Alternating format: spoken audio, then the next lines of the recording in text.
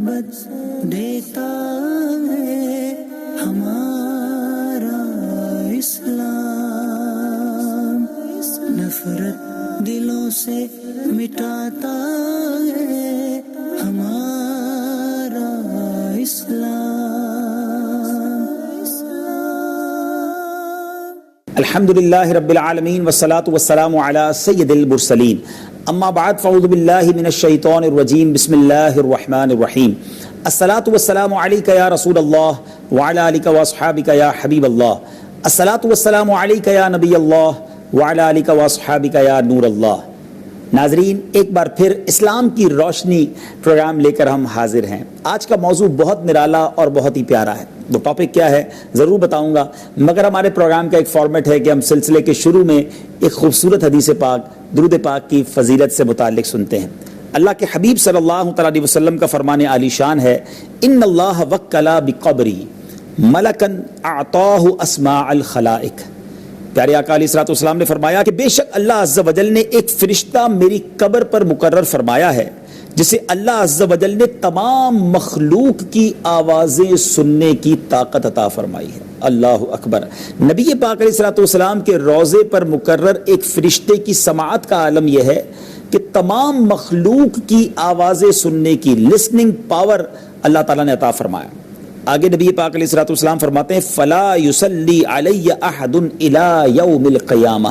آقا فرماتے ہیں کہ جب بھی کوئی مجھ پر درود پاک قیامت تک پڑھتا ہے الا ابلغنی باسمہ و اسم ابیہ، تو وہ مجھے اس کے اور اس کے باپ کا نام پیش کرتا ہے، اور پھر کیا کہتا ہے ھذا فلان ابن فلان قد صلی علیک، یا رسول اللہ فلاں بن فلاں نے آپ صلی اللہ تعالی علیہ وسلم پر درود بھیجا ہے۔ سبحان اللہ، سبحان اللہ۔ اس ایک حدیث میں ہی کتنے زبردست مدنی پھول ہیں، اس ایک حدیث سے ہی ہم بہت کچھ سیکھ سکتے ہیں۔ ذرا سمجھیے نا کہ پیارے آقا علیہ الصلوۃ والسلام کے روضہ انور پر موجود فرشتے کی سماعت کا عالم یہ ہے کہ آج ہم پاکستان سے، ہندوستان سے، امریکہ سے، یورپ سے، افریقہ سے کہیں سے بھی درود پڑھیں، وہ فرشتہ نبی پاک کی قبر منور پر جو موجود ہے وہ سن لیتا ہے، نہ صرف سن لیتا ہے بلکہ پڑھنے والے کو پہچان بھی لیتا ہے۔ دربان مصطفیٰ کی سماعت کا عالم یہ ہے تو مصطفیٰ کریم علیہ الصلوۃ والسلام کی سماعت اور علم کا عالم کیا ہوگا۔ اور سبحان اللہ، ایک دوسری بات جو عشق والی بات ہے کہ اگر دنیا میں جس سے مجھے اور آپ کو محبت ہو، جس کی ہم بہت رسپیکٹ کرتے ہوں، اور ہمیں کوئی بتائے کہ آپ کی بات وہاں ہو رہی تھی تو کتنا اچھا لگتا ہے کہ واقعی میرا تذکرہ ان کے پاس ہو رہا تھا، بیکاز آئی لو ہم، آئی ریسپیکٹ ہم۔ تو جب کسی غلام کو یہ پتا چلے کہ اگر وہ یہاں درود پڑھے تو اس کا ذکر دربار رسالت میں ہوگا، پیارے آقا علیہ الصلوۃ والسلام کے دربار میں فرشتہ ہمارا اور ہمارے والد کا نام پیش کرے، جتنی بار درود پڑھیں اتنی بار پیش کرے، تو اس سے بڑھ کر کیا سعادت ہوگی۔ پھر کیوں نہ ہم روز حاضری لگائیں اور کثرت سے لگائیں۔ تو آئیے نیت کرتے ہیں کہ روزانہ کثرت کے ساتھ درود پاک پڑھیں گے، دنیا بھر میں جہاں کہیں ہیں آئیے مل کر درود پاک پڑھتے ہیں۔ صلو علی الحبیب صلی اللہ تعالی علی محمد صلی اللہ علیہ وسلم۔ ناظرین، آج کا موضوع کیا ہے ضرور میں نے بتانا ہے، مگر اسلامی تاریخ کا پہلے ایک حیرت ناک واقعہ آپ کو سنانا ہے۔ حضرت سیدنا ابن عباس رضی اللہ تعالیٰ عنہما سے مروی ہے، اللہ عز و جل کے محبوب دانائے غیوب منزہ عن العیوب صلی اللہ تعالی علیہ وسلم نے وحشی کی طرف ایک قاصد بھیجا۔ یاد رکھیے گا ناظرین، وحشی وہ شخص ہے کہ جس نے حضرت حمزہ رضی اللہ تعالیٰ عنہ کو شہید کیا تھا۔ نبی پاک صلی اللہ تعالیٰ علیہ وسلم کے سگے چچا اور پیارے چچا، ان کو شہید بھی کیا گیا اور بے دردی سے شہید کیا گیا، مگر کونین کے والی صلی اللہ تعالیٰ علیہ وسلم کا حلم، بردباری اور معاف کرنے کا جذبہ دیکھیں کہ وحشی کے پاس بھی ایک قاصد بھیجا تاکہ وہ بھی اسلام قبول کر لیں، وہ بھی دامن اسلام میں آ جائیں۔ جب وحشی کو یہ پیغام ملا تو اس نے عرض کی کہ اے محمد صلی اللہ تعالی علیہ وسلم، آپ کیسے مجھے دعوت اسلام دے رہے ہیں، حالانکہ آپ تو فرماتے ہیں کہ جس نے کسی جان کو قتل کیا یا شریک ٹھہرایا یا بدکاری کی، قیامت کے دن اس کا عذاب دگنا کر دیا جائے گا اور وہ ہمیشہ اس میں رہے گا۔ میں نے تو یہ سارے کام کیے ہیں، تو کیا میرے لیے کوئی رخصت ہے؟ تو اللہ عز و جل نے یہ آیت مبارکہ نازل کی۔ اللہ کی شان دیکھیں کہ ایک شخص وہ کہتا ہے میں نے تو یہ سارے گناہ کیے ہیں، کیا میں اسلام قبول کر لوں تو میرے لیے کوئی رخصت ہے؟ اللہ تبارک و تعالیٰ نے قرآن مجید کی آیت نازل کی، پارہ نمبر 19 سورہ الفرقان آیت نمبر 70۔ ارشاد ہوتا ہے الا من تاب وآمن وعمل عملا صالحا، ترجمہ کنزُ الایمان، مگر جو توبہ کرے اور ایمان لائے اور اچھا کام کرے. اس میں کنڈیشن ہے نا کہ توبہ کرنے کے بعد ایمان لانا ہے اور اچھا کام کرنا. اچھا کام کرنے کی کنڈیشن تھی. تو پیارے آقا علیہ الصلوۃ والسلام نے بذریعہ قاصد یہ آیت وحشی کے پاس اور اس کے دوستوں کی طرف بھیجی. تو پھر اس نے عرض کی یہ شرط تو بہت سخت ہے، ہو سکتا ہے میں عمل نہ کر سکوں، کیا اس کے علاوہ کوئی رخصت ہے؟ تو اللہ عز و جل نے یہ آیت مبارکہ نازل فرمائی. اللہ اکبر. ذرا سنیے، اللہ ارشاد فرماتا ہے 5ویں پارے میں سورہ نساء آیت نمبر 48، ان اللہ لا یغفر ان یشرک بہ ویغفر ما دون ذلک لمن یشاء. ترجمہ کنزُ الایمان، بے شک اللہ اسے نہیں بخشتا کہ اس کے ساتھ کفر کیا جائے اور کفر سے نیچے جو کچھ ہے جسے چاہے معاف فرما دیتا ہے. یہ مبارک آیت دوبارہ وحشی کی طرف بھیجی گئی. اس نے کہا ابھی بھی یہ شبہ تو ہے نا کہ مجھے نہیں معلوم میری مغفرت ہوگی کہ نہیں، اللہ جسے چاہے گا بخشے گا، کیا اس کے علاوہ کوئی رخصت ہے؟ آپ ذرا سوچئے، اسلام کی وسعت، اسلام کا حسن، دعوت اسلام کا طریقہ، معافی اور درگزر، یہ کیسی شاندار مثال ہے. اس شخص سے نیگوشیشن ہو رہی ہے کہ جس نے کتنی تکلیف ایک زمانے میں پہنچائی ہے. اب اللہ تبارک و تعالیٰ کی طرف سے ایک اور آیت مبارکہ نازل ہوئی، قل یا عبادی الذین اسرفوا علی انفسہم لا تقنطوا من رحمت اللہ ان اللہ یغفر الذنوب جمیعا انہ هو الغفور الرحیم. اللہ اکبر. جب یہ آیت نازل ہوئی اور یہ آیت وحشی کی طرف، ان کے دوستوں کی طرف بھیجی گئی تو کہا ہاں اب یہ بخشش کی گارنٹی ہے. چنانچہ وہ اور اس کے دوست حاضر ہوئے اور انہیں اسلام قبول کر لیا. صحابہ کرام علیہ رضوان نے عرض کی کہ یا رسول اللہ صلی اللہ تعالیٰ علیہ وسلم، کیا یہ حکم خاص ان لوگوں کے لیے ہے یا تمام مسلمانوں کے لیے؟ کیا انہی کے لیے یہ آیت ہے کہ اللہ سارے گناہ معاف فرما دے گا، میری رحمت سے مایوس نہ ہو، وہ بخشنے والا مہربان ہے؟ یہ فقط ان کے لیے یا ہمارے لیے بھی ہے؟ اللہ کے حبیب علیہ الصلوۃ والسلام نے فرمایا یہ تمام مسلمانوں کے لیے ہے. جی ناظرین، آج میرا موضوع رحمت الہی ہے، اللہ کی مہربانی ہے. آج میں نے اور آپ نے رب کی رحمت کے بارے میں سننا ہے کہ وہ کیسا کریم، کیسا رحیم، کیسا مہربان ہے.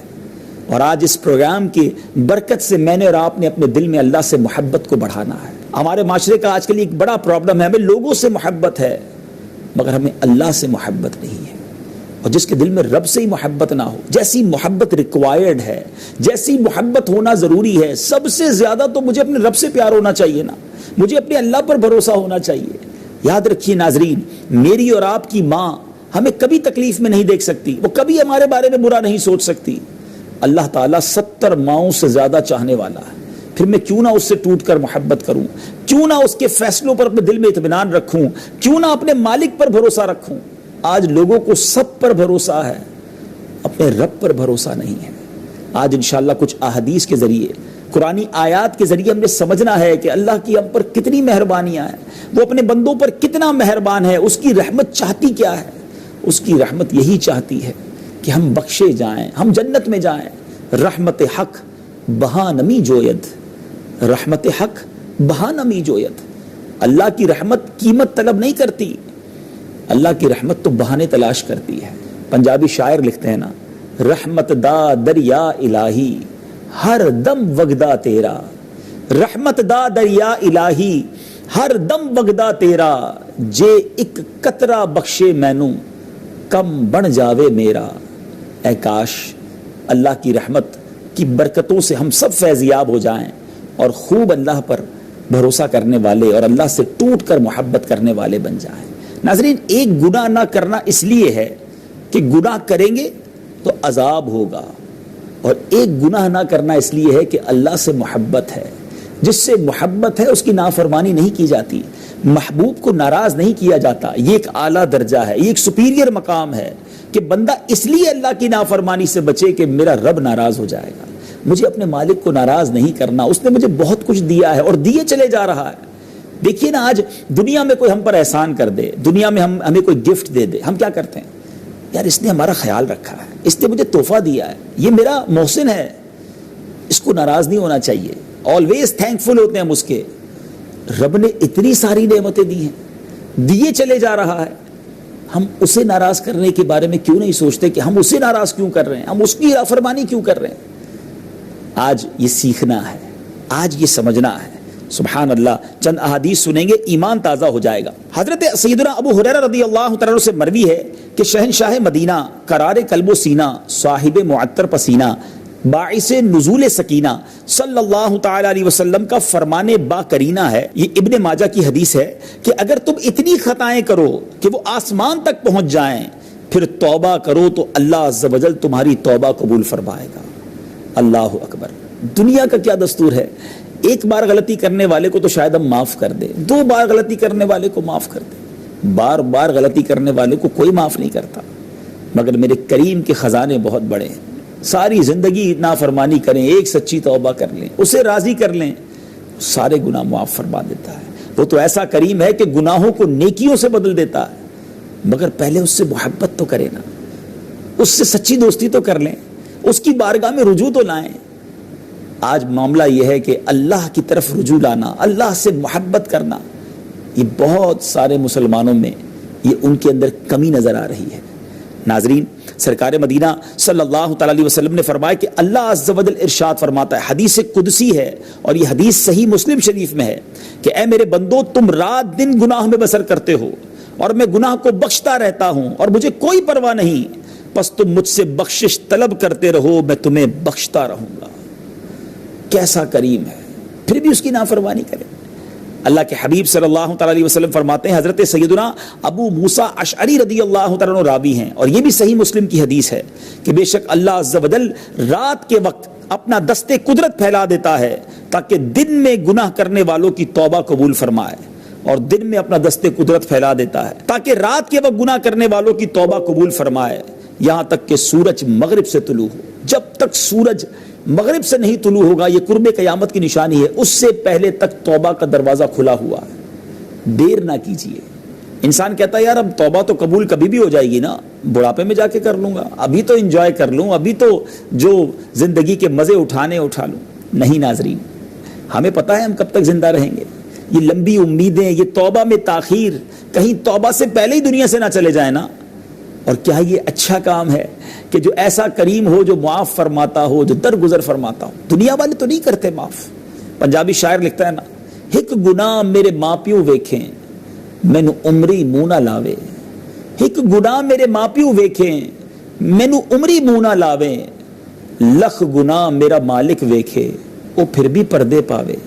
اللہ کریم ہمیں بخشتا ہے, مہربان ہے, ہمارے گناہ چھپائے ہوئے ہیں, ہمارے عیب لوگوں کو نہیں پتا. یہ کتنی بڑی مہربانی ہے. لیکن پھر بھی ہم اسے ناراض کریں, پھر بھی اس سے محبت نہ کریں, پھر بھی اس کے فرما بردار بندے نہ بنیں, تو پھر یہ واقعی خامی ہے نا. اللہ کے حبیب صلی اللہ تعالی علیہ وسلم کیا ارشاد فرماتے, سنیے. جامع ترمذی کی حدیث ہے کہ اللہ ارشاد فرماتا ہے, حدیث قدسی ہے, اے ابن آدم اگر تیرے گناہ آسمان کی بلندی تک پہنچ جائیں پھر تو مجھ سے مغفرت کا سوال کرے, میں تیری مغفرت فرما دوں گا اور اس کی ذرہ برابر پرواہ نہ کروں گا. اے ابن آدم اگر تو زمین کے برابر خطائیں لے کر میری بارگاہ میں حاضر ہو, میں اس کے مطابق تیری بخشش فرما دوں گا, بشرطے کہ تو نے میرے ساتھ کسی کو شریک نہ ٹھہرایا. ذرا غور کیجئے, ایسا مالک, ایسا کریم, اس کی رحمت گویا برسنا چاہتی ہے مگر بندہ اس کی طرف رجوع نہیں لاتا. ان حدیثوں کو سن کر, ان روایتوں کو سن کر شیطان بھی تو ہے نا, وہ یہ ذہن بھی نہ بنا دے کہ جناب اب تو کرے جاؤ گناہ, اللہ معاف کرنے والا. یہی وہ غلطی ہے جو ہم کرتے ہیں. انسان کو شیطان گناہوں میں جری بنا دیتا ہے, اللہ کی رحمت کی باتیں سن کر گویا دلیر بنا دیتا ہے. ایسا نہیں ہے. الایمان بین الخوف والرجاء, ایمان کی تعریف ہی یہ ہے کہ ایمان خوف اور امید کے درمیان کی شے کا نام ہے. امید بھی ہو, مایوس نہ ہو, لیکن خوف بھی ہو. حضرت عمر فاروق رضی اللہ تعالیٰ عنہ نے کمال کی بات فرمائی کہ اگر یہ اعلان ہو جائے کہ سارے لوگ جنت میں جائیں گے, ایک جہنم میں جائے گا, قیامت کے دن اگر یہ اناؤنس ہو کہ سارے جنت میں جائیں گے, ایک جہنم میں جائے گا, تو مجھے یہ خوف ہوگا کہ کہیں وہ اکیلا جہنم میں جانے والا میں نہ ہوں. اور اگر یہ اناؤنسمنٹ ہو جائے کہ سارے ہی جہنم میں جائیں گے, ایک جنت میں جائے گا, تو مجھے یہ امید ہوگی کہ اللہ کی رحمت سے وہ اکیلا جنت میں جانے والا میں ہوں گا. یہ ایمان ہے. انسان رحمت الہی کا تذکرہ سن کے بالکل بے خوف بھی نہ ہو جائے, اور اللہ کے عذاب اور اس کی طرف سے جو سزائیں ہیں اس کا سن کر بالکل ہی اپنے آپ کو مایوسی نہ کر لے کہ میری بخشش نہیں ہوگی. یہ دونوں جو ہے نا افراط و تفرید سے ہمیں بچنا ہے. ہمیں درمیان میں رہ کر رحمت الہی کا خیال دل میں لا کر، میں تو آج دوسری طرف آپ کو لے جانا چاہ رہا ہوں نا ناظرین، کہ گناہ کیوں کریں اس رب کریم کے جو ایسا مہربان، نافرمانی اس کی کیوں کریں جس کی عطائیں ہی عطائیں ہیں، برس رہی ہیں جس کی عطائیں۔ ماہ رمضان توبہ کے لیے آیا ہے، ماہ رمضان رب کی طرف سے بڑا انعام ہے، اس مہینے میں مجھے اور آپ کو انہینس کرنا ہے، بڑھانا ہے رب سے محبت کو، اور رحمت الہی کے تذکرے سن کر اللہ سے اپنے تعلق کو اور جوڑنا ہے۔ ناظرین ایک اور حدیث پاک آپ نے سننی ہے، اللہ کی رحمت ذرا دیکھیے تو صحیح۔ سیدنا حسن رضی اللہ تعالیٰ عنہ سے مروی ہے کہ سرکار والا تبار ہم بے کسوں کے مددگار شفیع روز شمار صلی اللہ تعالیٰ علیہ وسلم نے ارشاد فرمایا، اللہ عز و جل کی 100 رحمتیں ہیں، اس نے ایک رحمت اہل دنیا کی طرف اتاری تو وہ انہیں موت تک کے لیے کافی ہوگی، اللہ عز و جل اس رحمت کو قیامت تک روکے رکھے گا، پھر قیامت کے دن اسے 99 رحمتوں میں ملا کر اپنے اولیاء کرام اور اطاعت گزاروں کے لیے 100 رحمتیں مکمل فرما دے گا۔ ذرا سوچئے تو صحیح کہ آج دنیا میں یہ اتنی ساری برکتیں رحمتیں ہیں، یہ اللہ کی ایک رحمت ہے، 99 اس نے قیامت کے دن کے لیے رکھی ہیں۔ اور علماء فرماتے ہیں جو ماں کے اندر بچوں کے لیے مامتا ہے نا، یہ صرف انسانوں میں نہیں ہے، جانوروں میں بھی ہے، یہ سب اللہ کی اس ایک رحمت کا ثمرہ ہے کہ جو والدین بچوں سے پیار کرتے ہیں، محبت کرتے ہیں، یہ سب اس ایک رحمت کا گویا یوں سمجھیے ہم ایک مظہر دیکھتے ہیں۔ وہ 99 رحمتیں اللہ نے قیامت کے دن کے لیے اٹھا رکھی ہیں، اور انشاءاللہ وہ اپنے نیک بندوں، اپنے اطاعت گزاروں، اپنے پسندیدہ بندوں پر قیامت کے دن وہ رحمتیں نازل فرمائے گا۔ ایک رحمت الہی کا یہ حال ہے، تو جب 99 مزید ہوں گی تو اس کا عالم کیا ہوگا؟ آئیے تیاری کیجیے اللہ کی ان 99 رحمتوں کو حاصل کرنے کے لیے، ان رحمتوں کا مزہ لوٹنے کے لیے۔ دنیا میں اس کے فرما بردار بن جائیے، دنیا میں اس سے محبت کرنے والے بن جائیے، دنیا میں اس کے اطاعت گزار بندوں میں شامل ہو جائیے۔ اللہ کے حبیب صلی اللہ تعالی علیہ وسلم کی ایک اور حدیث سنیں، بالخصوص جو میرے بزرگ مجھے سن رہے ہیں۔ امیر المومنین حضرت سیدنا عمر فاروق اعظم رضی اللہ تعالیٰ عنہ سے مروی ہے، حسن اخلاق کے پیکر، نبیوں کے تاجور، محبوب رب اکبر صلی اللہ تعالیٰ علیہ وسلم کی خدمت اقدس میں ہم حاضر ہوئے تو پیارے آقا علیہ الصلوۃ والسلام کو روتا ہوا دیکھا، گریہ وزاری کرتے ہوئے دیکھا، تو عرض کی کہ حضور آپ کیوں رو رہے ہیں؟ پیارے آقا علیہ الصلوۃ والسلام نے جواب دیا، میرے پاس جبرائیل آئے اور مجھے کہا اللہ عز و جل کو حیا آتی ہے کہ وہ کسی ایسے شخص کو عذاب دے جو اسلام میں بوڑھا ہوا ہو، پھر اسلام میں بوڑھے ہونے والے کو حیا کیوں نہیں آتی کہ وہ اللہ عز و جل کی نافرمانی کرتا ہے۔ ناظرین غور کیجئے، بزرگ ہو کر بھی نافرمانی کریں، بال سفید ہو جائیں پھر بھی اللہ کو ناراض کریں، یعنی ذرا غور کیجئے، اسلام میں بوڑھا ہوتا ہے نا، اللہ عز و جل کو اس شخص کو عذاب دینے میں حیا آتی ہے، مگر اس بوڑھے کو حیا کیوں نہیں آتی جو اسلام میں بوڑھا ہوا ہے مگر اللہ کی نافرمانی کرتا ہے۔ بات بڑی گہری ہے، بہت بڑی عمر کے لوگ بھی ہوتے ہیں جو نمازیں نہیں پڑھتے، اس عمر میں بھی اللہ کو ناراض کرنے والے کام کرتے ہیں، جوانی میں بھی نہیں کرنا، لیکن بڑھاپے میں تو اور زیادہ آخرت کی تیاری کرنی ہے نا، اور زیادہ اللہ کو راضی کرنے والے کام کرنے، کیونکہ اب تو منزل قریب ہے۔ اللہ کرے دل میں اتر جائے میری بات۔ اب ایک بہت خوبصورت حدیث سنیے ناظرین، اور محبت الہی اور رحمت الہی پر انشاءاللہ آپ کے دل میں شگفتیں کھل اٹھیں گے۔ ایک روایت میں ہے کہ ایک اعرابی نے عرض کی، یا رسول اللہ صلی اللہ تعالی علیہ وسلم، مخلوق کا حساب کون لے گا؟ ارشاد فرمایا اللہ تبارک و تعالی۔ اس نے عرض کی کیا وہ خود لے گا؟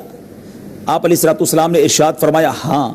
تو وہ اعرابی جو تھا مسکرا اٹھا، تو اللہ کے حبیب علیہ الصلوۃ والسلام نے اس سے مسکرانے کی وجہ پوچھی، تو اس نے عرض کی کریم جب کسی پر قدرت پاتا ہے تو معاف کر دیتا ہے، جب حساب لیتا ہے تو درگزر فرماتا ہے۔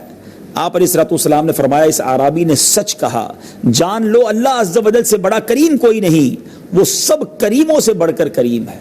یہ بلیف ریکوائرڈ ہے، یہ محبت چاہیے اللہ سے۔ اللہ مجھے اور آپ کو نصیب فرمائے، اور اس محبت کا تقاضا یہی ہے کہ میں کسی سے محبت بھی کروں اور اس کی نافرمانی بھی کروں۔ کیا یہ محبت ہے؟ نہیں جناب، یہ سچی محبت نہیں ہے، یہ صرف دعویٰ ہے۔ جیسے عشق رسول کا دعویٰ تو ساری دنیا ہی کرتی ہے، غلامی رسول میں موت بھی قبول ہے، بہت اچھا نعرہ ہے، لیکن جس کو موت قبول ہے اس کو پیارے آقا علیہ الصلوۃ والسلام کا انداز اور طریقہ قبول کیوں نہیں ہے؟ اسی طرح اللہ کی محبت کے دعوے دار تو بہت سارے ہیں، لیکن دعویٰ جب سچا ہوگا جب رب کی نافرمانی سے بچا جائے، وہ کام نہ کیے جائیں جو اللہ کو ناپسند ہیں، بلکہ وہ کام کیے جائیں جس سے رب کی رضا اور ملے، اس کی رحمتیں اور برسیں۔ ناظرین ایک اور بہت خوبصورت حدیث پاک، مزید اللہ کی محبت دل میں بڑھے گی، کیونکہ آج ٹاپک ہی ہمارا رحمت الہی ہے، کہ حضرت سیدنا عمر بن خطاب رضی اللہ تعالیٰ عنہ سے مروی ہے کہ سرکار دو عالم صلی اللہ تعالیٰ علیہ وسلم کی خدمت میں قیدیوں کو لایا گیا. ایک عورت بھاگ رہی تھی، اس نے ایک قیدی بچے کو اٹھا کر اپنے سینے سے لگایا اور اسے دودھ پلانے لگی. پیارے آقا علیہ الصلوۃ والسلام نے ارشاد فرمایا اس عورت کو دیکھ کر بتاؤ کیا یہ اپنے بچے کو جہنم میں ڈال دے گی؟ صحابہ کرام علیہ رضوان نے عرض کی کہ حضور اللہ کی قسم کبھی بھی نہیں، اتنا پیار کر رہی ہے اپنے بچے کو، یہ کیسے جہنم میں ڈالے گی؟ اللہ کے حبیب علیہ الصلوۃ والسلام نے ارشاد فرمایا اللہ اپنے بندوں پر اس سے کہیں زیادہ رحم و کرم کرتا ہے جتنی یہ عورت اپنے بچے پر مہربان ہے. میں امید کرتا ہوں ناظرین کہ آج کے اس پروگرام میں جیسے جیسے ہم آگے بڑھتے جا رہے ہیں انشاءاللہ محبت الہی میں اضافہ ہو رہا ہوگا، اللہ کی رحمت کا تذکرہ سن کر دل جھوم رہا ہوگا، اور اللہ کرے اس تذکرے کو سن کر ہم اللہ سے پکی سچی دوستی کر لیں، اللہ کی نافرمانی سے بچنے والے بن جائیں. اتنا مہربان مولا اور اسی کو ناراض کروں، یہ بالکل اچھی بات نہیں ہے. ایک اور خوبصورت واقعہ، ایمان افروز واقعہ منقول ہے کہ حضرت سیدنا موسیٰ کلیم اللہ علی نبینا علیہ الصلوۃ والسلام نے اپنی مناجات میں عرض کیا، اپنی دعاؤں میں عرض کیا، یا رب عز و جل، اللہ نے ارشاد فرمایا لبیک یا موسیٰ. آپ نے عرض کی یا اللہ تو میرا مالک ہے، میری کیا حیثیت، مجھے لبیک کہہ کر جواب دیا گیا. اللہ عز و جل ارشاد فرماتا ہے مجھے یہ پسند ہے کہ کوئی بندہ مجھے یا رب پکارے تو میں اسے لبیک کہہ کر جواب دوں. حضرت موسیٰ علیہ الصلوۃ والسلام نے عرض کی یا رب کیا یہ ہر مطیع بندے یعنی ہر فرما بردار بندے کے لیے ہے؟ ارشاد ہوا ہاں بلکہ ہر گناہ گار بندے کے لیے بھی ہے. اللہ اکبر. حضرت موسیٰ علیہ الصلوۃ والسلام نے عرض کی فرما بردار تو تیری اطاعت کرتے ہیں، اس کے سبب سے گناہ گار پر یہ کرم کس وجہ سے؟ تو جواب ارشاد ہوا اے موسیٰ اگر میں بھلائی کرنے والے کو اس کی بھلائی کا بدلہ دوں اور برائی کرنے والے پر اس کی برائی کی وجہ سے احسان نہ کروں تو میرا جود و کرم کہاں جائے گا؟ آئے ہائے کیسا مالک ہے. گناہ گار بھی جب پکارتا ہے تو وہ لبیک فرماتا ہے، مگر یہ گناہ گار اسے پکارتا کیوں نہیں، اس کی بارگاہ میں سر جھکاتا کیوں نہیں، اس مالک سے سچی محبت کرتا کیوں نہیں؟ ناظرین خدارا چینج کیجئے اپنی زندگی کو، میں بھی چینج کروں، آپ بھی چینج کریں. اللہ کی نافرمانی کر کے زندگی گزارنا اچھا نہیں. مجھے اور آپ کو اسی مالک کی بارگاہ میں پیش ہونا ہے. اچھی زندگی بھی لوگ گزارتے ہیں اور بری بھی گزارتے ہیں، زندگی سب کی گزرنی ہے، کاش اللہ کی فرما برداری میں گزرے. کچھ لوگ یہ سمجھتے ہیں کہ گناہ چھوڑ دیں گے تو لائف کا مزہ ختم ہو جائے گا، یہ ان کی بھول ہے.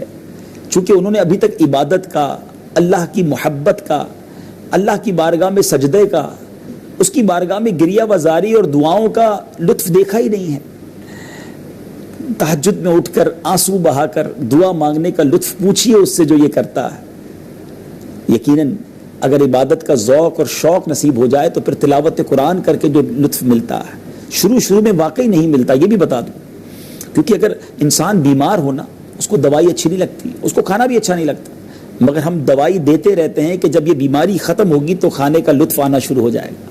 اس وقت ہم گناہوں کے بیمار ہیں، پہلے یہ سمجھنا ہوگا. دل میں بہت ساری گندگیاں ہیں، لیکن اگر اللہ کی محبت، اللہ کی رحمت سے پکا تعلق ہوگا، گناہ چھوڑنے کی پکی نیت ہوگی اور عبادت کرتے رہیں گے، آہستہ آہستہ جب یہ دل کا زنگ دور ہوگا نا ناظرین، اور اللہ کی محبت دل میں گھر کر جائے گی، پھر ہر سجدہ لطف دے گا، پھر ہر تلاوت قرآن کی ہر آیت میں انشاءاللہ مجھے اس کا سرور اور اس کی برکت ملے گی.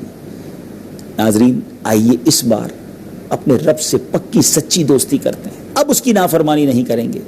آخر میں ایک اور ایمان افروز حکایت سنا کر اپنے ٹاپک کو کمپلیٹ کرتا ہوں. منقول ہے کہ حضرت سیدنا موسیٰ کلیم اللہ علی نبینا علیہ الصلوۃ والسلام سے اللہ تبارک و تعالیٰ کی طرف سے وحی کی گئی کہ فلاں زمین میں میرے ایک ولی کا انتقال ہو گیا ہے، تو وہاں جا کر اس کے غسل، کفن، دفن کا انتظام کرو اور اس کی نماز جنازہ بھی ادا کرو اور مٹی میں اس کو دفن کر دو کہ وہ جنت میں تیرا پڑوسی ہے. حضرت موسیٰ سے کہا گیا. حضرت موسیٰ علیہ الصلوۃ والسلام تشریف لے گئے، اس کو بیابان میں مردہ پایا، اس کے پاس کوئی نہ تھا اور نہ ہی دنیا میں کوئی اس کی ملک میں چیز تھی. لوگ اس کی برائی بیان کرتے تھے اور کہتے تھے یہ تو ہر قسم کے گناہ کرنے والا تھا.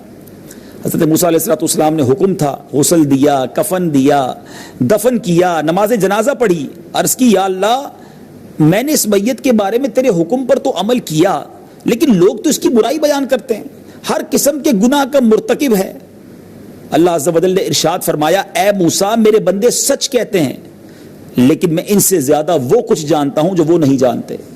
جب اس کی وفات کا وقت قریب تھا تو اس نے 5 کلمات کے ذریعے میری بارگاہ میں مناجات کی جس کے سبب میں نے اس کی مغفرت فرما دی. حضرت موسیٰ علیہ السلام نے عرض کی مولا وہ 5 کلمات کون سے ہیں؟ ناظرین غور سے سنیے گا. ارشاد ہوا اے موسیٰ وہ 5 کلمات یہ ہیں. نمبر 1 اے میرے رب عز و جل تو جانتا ہے کہ میں نیکوں سے محبت کرتا ہوں اگرچہ خود نیک نہیں ہوں. نمبر 2 یا رب تو جانتا ہے میں فاسقوں سے بغض رکھتا ہوں اگرچہ میں خود فاسق ہوں، خود گناہگار ہوں مگر گناہگاروں کو پسند نہیں کرتا. نمبر 3 یا رب اگر مجھے معلوم ہو جائے کہ میرے جنت میں داخل ہونے سے تیری ملکیت میں کوئی کمی آ جائے گی تو میں تجھ سے جنت کا سوال نہ کروں. نمبر 4 یا رب اگر مجھے معلوم ہو جائے کہ میرے جہنم میں داخل ہونے سے تیری ملکیت میں اضافہ ہوگا تو میں جہنم سے تیری پناہ نہ مانگوں. نمبر 5 یا اللہ عز و جل اگر تو مجھ پر رحم نہ کرے گا تو پھر کون کرے گا. یہ 5 التجائیں کیا ہیں؟ یہ دل سے ندامت کے ساتھ مانگی گئی التجا ہے، دعا ہے. کاش میں اور آپ بھی اسی عاجزی، اسی انکساری، اسی رکت سے اللہ سے مانگیں اور رب کریم ہماری مغفرت فرما دے. اسی بات پر اپنے پروگرام کا اختتام کرتے ہیں کہ یا اللہ اگر تو رحم نہ کرے گا تو کون کرے گا.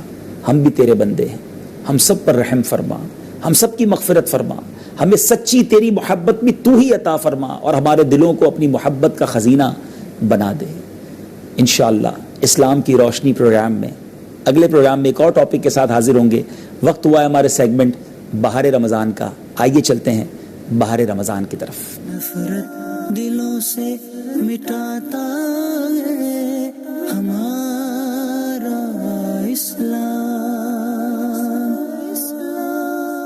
ناظرین آج بہار رمضان میں ہم ان کاموں کے بارے میں جانیں گے کہ جو کام ہمارے آقا علیہ الصلوۃ والسلام ماہ رمضان میں کیا کرتے، یعنی دوسرے لفظوں میں نبی پاک رمضان کیسے گزارتے. سبحان اللہ. بی بی عائشہ صدیقہ رضی اللہ تعالی عنہا فرماتی ہیں، حدیث پاک کا مضمون ہے کہ نبی پاک علیہ الصلوۃ والسلام جب رمضان آتا تو خوب دعاؤں کی کثرت فرماتے اور اپنے بستر مبارک پر سارا مہینہ تشریف نہ لاتے. آقا علیہ الصلوۃ والسلام کا رنگ متغیر ہو جاتا، یعنی فیس ایکسپریشن جو تھے وہ تبدیل ہو جاتے، خوف خدا کا غلبہ ہو جاتا اور دعاؤں میں مصروف ہو جاتے، عبادت کے لیے کمر بستہ ہو جاتے. ذرا سوچئے ناظرین کہ نبی پاک علیہ الصلوۃ والسلام وہ ہیں جن کے صدقے ہمیں رمضان ملا ہے. یہ وہی ہستی ہیں جن پر قرآن نازل ہوا ہے، جن کے صدقے میری اور آپ کی مغفرت ہونی ہے.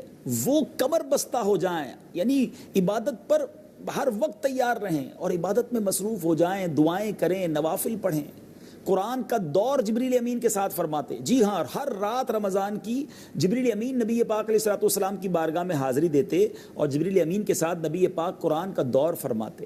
یعنی اگر میں اس کو سمرائز کروں تو نبی پاک علیہ الصلوۃ والسلام رمضان کیسے گزارتے؟ دعاؤں میں گزارتے، عبادت میں گزارتے، تلاوت میں گزارتے. اور حدیث پاک کا مضمون ہے جس وقت حضرت جبریل امین نبی پاک علیہ الصلوۃ والسلام کی بارگاہ میں آتے اس کے بعد پیارے آقا خوب سخاوت فرماتے، خوب خیرات دیتے. تیز آندھی کی طرح سخاوت کا دریا بہتا تھا پیارے آقا علیہ الصلوۃ والسلام کا ماہ رمضان میں. یہ 4-5 چیزیں بڑی سگنیفیکنٹ ہیں ناظرین، سمجھنے والی ہیں. ایک عاشق رسول کے لیے بڑی اہم بات ہے کہ میرے آقا کا رمضان کیسا ہوتا تھا. اب میں اور آپ سوچیں ہمارا رمضان کیسا گزر رہا ہے. کیا عبادت میں گزر رہا ہے؟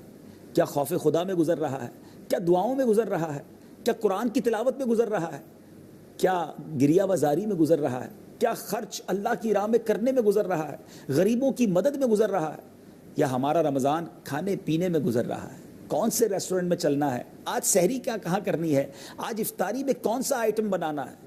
رمضان کوئی فوڈ فیسٹیول نہیں ہے. ٹھیک ہے آپ افطاری میں اچھا کھانا کھا لیجئے، لیکن ایک فیلنگ ایسی بن جاتی ہے کہ جس طرح ریسٹورنٹس آباد ہو جاتے ہیں، جس طرح کھانے پینے کا ذوق بڑھ جاتا ہے. رمضان تو عبادت کے لیے آیا ہے، رمضان تو اللہ سے مغفرت لینے کے لیے آیا ہے. ہم کن کاموں میں پڑ گئے ہیں اور پھر اس وجہ سے بیمار بھی ہو جاتے ہیں. آپ دیکھ لیجئے 15 رمضان کے بعد ڈاکٹرز کے پاس رش بڑھ جاتا ہے. کسی کا گلا خراب کیونکہ اتنی فرائز کھائیں جو پورے سال میں نہ کھائیں، کسی کا پیٹ خراب کیونکہ اتنا کھا لیا جو نارملی انسان نہیں کھاتا. اچھا پھر کولیسٹرول بڑھ جاتا ہے. ایسا بھی ہوتا ہے ناظرین کہ کئی لوگوں کا ماہ رمضان کے بعد وزن بڑھ جاتا ہے. حالانکہ ہے نا عجیب بات، روزے 30 رکھے وزن کیسے بڑھ گیا؟ اس کی وجہ یہ بتاتے ہیں سحری میں اس لیے زیادہ کھایا کہ سارا دن بھوکا رہنا ہے، افطار میں اس لیے زیادہ کھایا کہ پورا دن بھوکا رہا تھا، پھر ان دونوں کھانوں کے درمیان بھی یہ کھانا کھانا ہے تو پھر صحت تو خراب ہونی ہے. پلیز سمجھیے اس بات کو، ماہ رمضان عبادت، ریاضت، رب کی رضا حاصل کرنے کے لیے آیا۔ میں نے آقا علیہ الصلوۃ والسلام کے چند طریقے بتا دیے ہیں، اللہ کرے کہ اس پر عمل کرنے کا ذہن بن جائے۔ غریبوں کی مدد کیجیے، سخاوت کیجیے، اللہ سخی کو بہت پسند فرماتا ہے۔ ایک حدیث پاک سنا کر اپنی گفتگو کو اختتام کی طرف لے جاتا ہوں۔ اللہ کے حبیب صلی اللہ تعالی علیہ وسلم فرماتے، سخی اللہ کے قریب، لوگوں کے قریب اور جنت کے قریب ہوتا ہے اور دوزخ سے دور ہوتا ہے۔ اور آقا علیہ الصلوۃ والسلام فرماتے، بخیل یعنی کنجوس اللہ سے دور، لوگوں سے دور، جنت سے بھی دور اور دوزخ کے قریب ہوتا ہے۔ اب خود سوچ لیجئے، ہمیں بخیل بننا ہے، کنجوس بننا ہے یا سخی بننا ہے؟ اللہ نے جتنا دیا ہے اس حیثیت سے مطابق غریبوں کی مدد کیجیے۔ اپنے غریب رشتہ داروں کو دیکھ لیجئے، ہر کوئی مانگتا نہیں ہے، لیکن اگر آپ فیل کرتے ہیں کہ میرے رشتہ داروں کے گھر پہ اگر میں کچھ راشن بھجوا دوں گا تو یہ ذرا اچھے انداز سے روزے رکھ لیں گے، آسانی ہو جائے گی۔ اپنے بچوں کے لیے کپڑے سلوا رہا ہوں، کچھ اپنے پڑوسی کے بچے کو بھی بھجوا دوں، اس کے چہرے پر مسکان، چہرے پہ مسکراہٹ، شاید یہی میری مغفرت کا ذریعہ بن جائے، یہی اللہ کی رضا کا باعث بن جائے۔ رمضان تو اس لیے آیا ہے، خوشیاں بانٹیے، رحم کیجئے، برکتیں حاصل کیجئے۔ اللہ کرے دل میں اتر جائے میری بات۔ انشاءاللہ کل اسلام کی روشنی پروگرام میں ایک نیا موضوع ہوگا اور انشاءاللہ اس کے تحت ہم کچھ پیارے پیارے مدنی پھول حاصل کریں گے۔ دعاؤں میں یاد رکھیے گا، اپنا بہت خیال رکھیے گا اور عبادت میں ماہ رمضان گزاریے گا۔ صلو علی الحبیب صلی اللہ تعالی علی محمد صلی اللہ علیہ وسلم۔ درس محبت دیتا ہے ہمارا اسلام، نفرت دلوں سے مٹاتا